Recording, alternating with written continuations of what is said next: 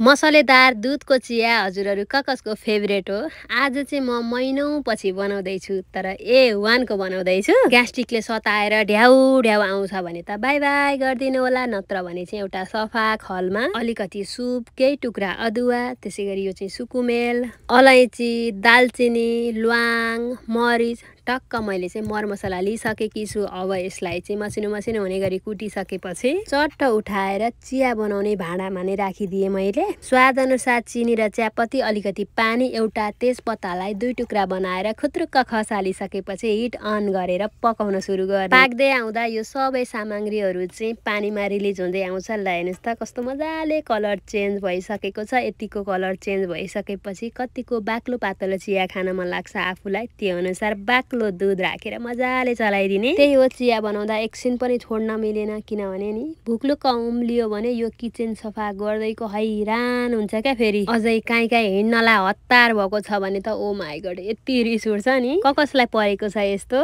अब यो चियालाई चाहिँ बिस्तार मिडियम हिटमा पकाउँदा पकाउँदा पकाउँदा गरिसकेपछि हेर्नुहोस् त केही मात्रामा घट्छ। त्यसपछि चाहिँ यो चियालाई टक्क सफा छान्नीमाथि राखेर कपमा भर्दा त कस्तो मिठो बास्ना आएको क्या। यसरी पकाएको चिया त साँच्चै भन्नुपर्दा बासी रोटीसँग एकदमै मिठो हुन्छ, तर के गर्ने हिजो पकाएको थिएन।